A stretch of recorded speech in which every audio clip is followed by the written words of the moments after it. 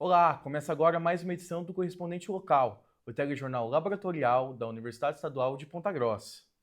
Motociclistas passam a ter direito ao adicional de risco, mas na prática, muitos profissionais ainda ficam de fora. Prazo para regularizar o título de eleitor termina em poucos dias. Atendimento é reforçado para evitar filas e atrasos. Servidores protestam na Câmara e presidente suspende sessão. Mais de 80 denúncias colocam em xeque o atendimento a animais de rua, em clínica contratada pela Prefeitura. E ainda hoje, o Setembro em Dança agora é o Ponta Grossa Festival de Dança. Saiba o que muda. Essas e outras notícias você confere agora no Correspondente Local.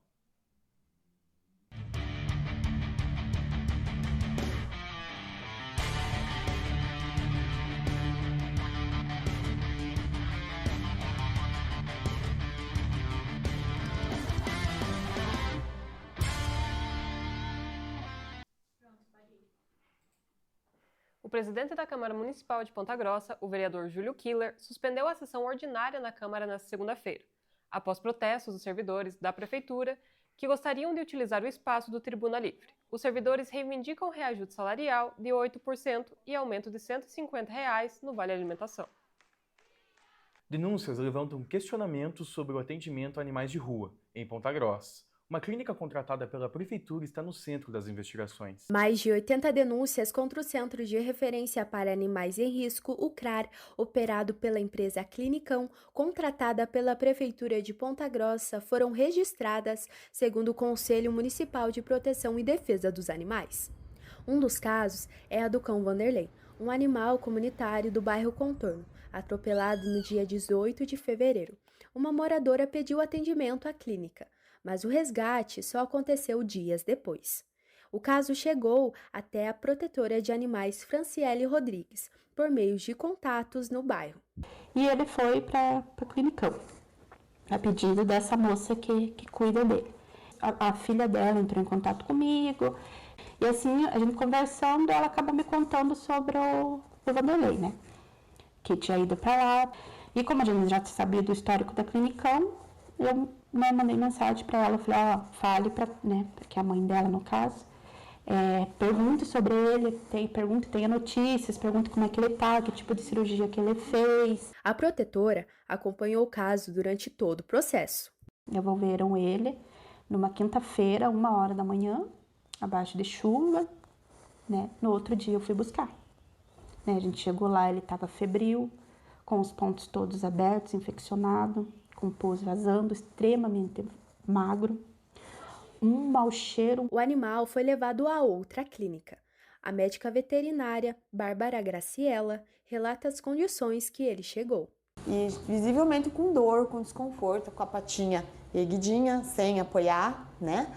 E pontos abertos, drenando, né? Assim, com secreção, né? Que a gente não é secreção, uma secreção com pus, né? Então tinha contaminação e alguns pontos, bem poucos pontos tinham, a maioria aberto. Aí no raio-x que foi feito, a gente viu que não tinha cicatrização óssea, estavam os parafusos que deveriam estar alinhados, tinham, né, fora do ângulo ali. Além do caso do cão Vanderlei, outras situações também foram registradas na cidade. Foi neste local, no bairro Jardim Carvalho, próximo à Casa de Moradores, que no dia 5 de março, 2 cães, Primório e Menina, foram deixados pela clínica. Segundo o relatório do Conselho Municipal de Proteção e Defesa dos Animais, os cães teriam sido soltos ainda em recuperação, com lesões abertas. Infelizmente, não são casos isolados, né? Então, a grande quantidade de número de denúncias, ela demonstra, né, claramente a insatisfação com o serviço a ser prestado. A Clinicão foi contratada pela Prefeitura de Ponta Grossa por 22 milhões para serviços como castração, atendimento veterinário e proteção aos animais. O Tribunal de Justiça do Paraná determinou no dia 16 de abril a suspensão do contrato. Mas em 28 de abril, a decisão foi revista e o contrato segue ativo. A equipe entrou em contato com a Clinicão e com a assessoria de imprensa da Prefeitura, mas não teve retorno até o fechamento desta edição. Uma nova regulamentação reforça o direito ao adicional de risco para motociclistas, mas na prática, o benefício ainda não chega para todos. A partir de abril de 2026, Uma nova regulamentação passou a reforçar o direito ao adicional de periculosidade para motociclistas. Previsto na consolidação das leis do trabalho, o benefício garante um acréscimo de 30% no salário para trabalhadores expostos a riscos. Com a atualização da norma regulamentadora número 16, pelo Ministério do Trabalho e Emprego, o uso frequente de motocicleta no trabalho foi oficialmente reconhecido como uma atividade perigosa. Na prática, isso significa que profissionais que utilizam a moto diariamente, como motoboys contratados, mototaxistas e trabalhadores externos, passam a ter direito ao adicional. Dados do Detran apontam que eles estão envolvidos em cerca de 35% dos acidentes fatais, muitos deles em colisões com carros. Em mais da metade desses casos, há fatores agravantes como álcool ou drogas. Mas apesar do avanço na legislação, a realidade nas ruas conta outra história. Isso porque o direito ao adicional só vale para trabalhadores com carteira assinada. Um estudo recente aponta que apenas 8,4% dos motoboys têm vínculo formal de trabalho, ou seja, mais de 90% estão fora da CLT e, consequentemente, fora da nova regra. O governo deveria se preocupar mais em fazer valer a lei, no caso, ao invés de criar novas leis. É uma profissão regulamentada e a gente vê dezenas e centenas de motoboys irregulares, sem o menor preparo, sem a menor condição de estar exercendo a função. Entre os entregadores de aplicativo, a situação é ainda mais evidente.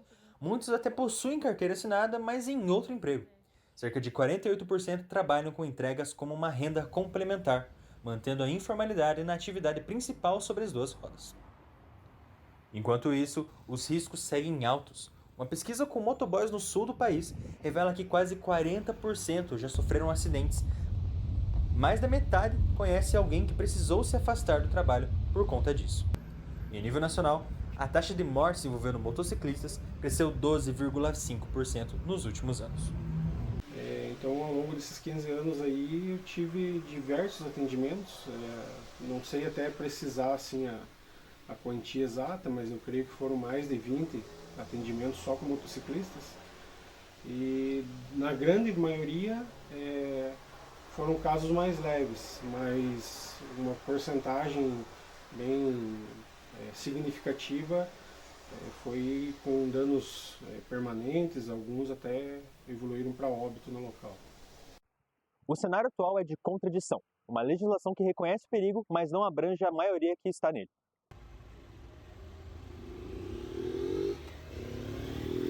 O prazo para regularizar o título de eleitor está chegando ao fim em Ponta Grossa. O atendimento foi ampliado para dar conta da procura. Atenção, eleitores! Esses são os últimos dias para você emitir ou regularizar o seu título de eleitor.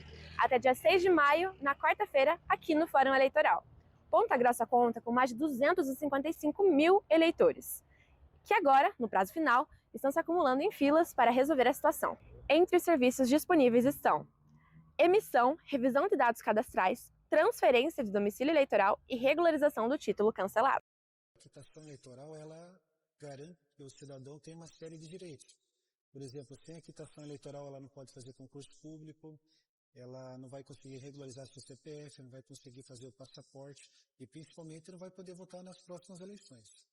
Nos últimos 3 dias, ou seja, 4, 5, 6 de maio, a gente acredita que a nossa média, considerando os anos anteriores, seja próxima de 1.000 eleitores por dia. Para alguns serviços, o atendimento online também é uma opção.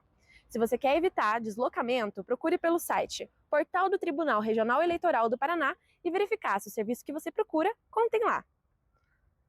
Depois do dia 6 de maio, o cadastro eleitoral será fechado e as alterações só voltam a ser feitas após as eleições. Faz 2 eleições que eu não voto. Sou lá da Casa da Acolhida. Daí, através de lá, que daí falaram, né? Se não regularizasse, diziam que eu recebo o Bolsa Família.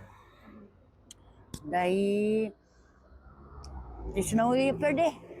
Quem ainda precisa atualizar a situação eleitoral deve ficar atento. Aqui em Ponta Grossa, o atendimento está em horário estendido, das 9 às 6 da noite, até o fechamento do cadastro eleitoral. A recomendação é trazer o documento oficial com foto, CPF e comprovante de residência. Uma nova lei promete agilizar o atendimento de emergências com motolanças. O socorro pode chegar mais rápido em situações críticas. A expectativa é reduzir o tempo de resposta e salvar mais vidas. Foi sancionada a lei que institui o programa Motolâncias do SAMU, que permite o uso de motocicletas equipadas para agilizar os atendimentos de emergência. O objetivo do programa é complementar o trabalho das ambulâncias tradicionais, auxiliando em áreas de difícil acesso. Além do atendimento direto às vítimas, as equipes de motolância também poderão liberar o trânsito para facilitar o acesso das viaturas de emergência, indicar as melhores rotas, auxiliar em procedimentos de extração de vítimas e transportar profissionais de saúde e equipamentos. No próximo bloco, você confere a reforma da Maria Fumaça e seu impacto cultural. E ainda Setembro em Dança passa por mudanças em Ponta Grossa.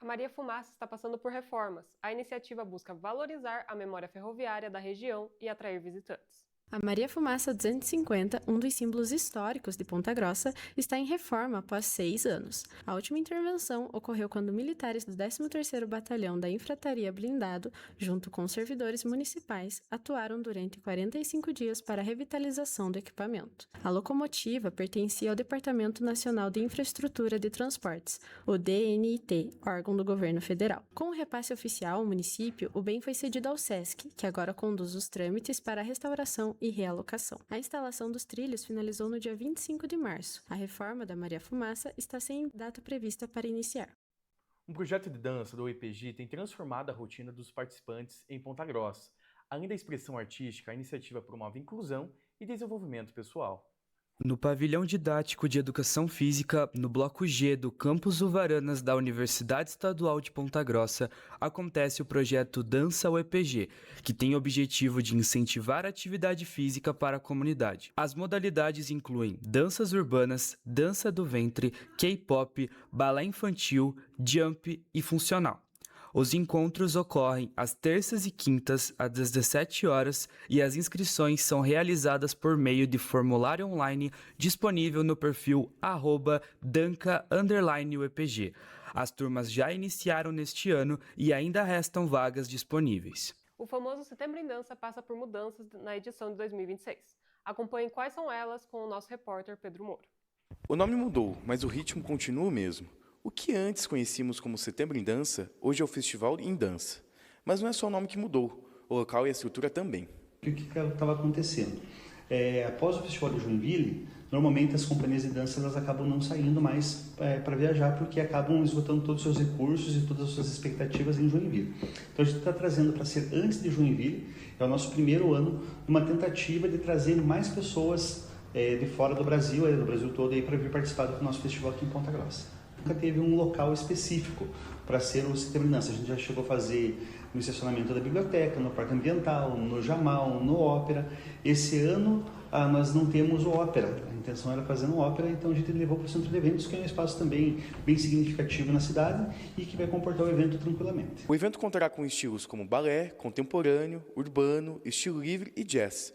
Para uns o palco é novo, já para a Virgínia é um reencontro. Ela que já participa desde a primeira edição, conta a experiência e o frio na barriga de entrar no palco. Com certeza, desde o momento que a gente soube da data, a adrenalina já começa, as alunas questionando, a gente vai, a gente não vai, nos ensaios iniciam, então a gente está com uma expectativa bem legal. Sobre o local, também é uma grande surpresa, porque lá é uma estrutura que tem toda a possibilidade de atender tanto em questão de palco, plateia, estacionamento. Eles também falaram que vai ter uma parte de alimentação para os convidados, então isso está tudo correndo muito bem, a gente está na expectativa que tudo vai ser muito bom como nos anos anteriores, porque dança é isso, essa paixão que tem que passar do palco para a plateia. E é no palco que o esforço de meses de ensaio entra em ação. E a contagem regressiva já começou. Nos dias 16 de maio a 3 de junho, o evento acontece no Centro de Eventos.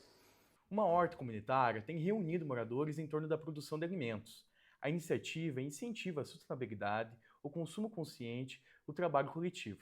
A horta comunitária localizada no bairro Santa Mônica foi criada em 2024. A iniciativa dos moradores da região se mantém por meio da união da comunidade. São realizados mutirões com o objetivo de plantar mudas e garantir a preservação do espaço. Na horta são cultivados diferentes tipos de hortaliças e tubérculos. Os moradores também realizam a troca de alimentos para o consumo entre si. No início deste ano, a Prefeitura passou a apoiar a iniciativa. Foram realizados canteiros, limpeza e cercamento elétrico da área. A proposta contribuiu para melhorar a qualidade da alimentação no bairro e possibilita a doação de alimentos para a comunidade. Essa foi mais uma edição do Correspondente Local. Confira nossas redes sociais e acompanhe mais notícias no site do periódico. Até a próxima!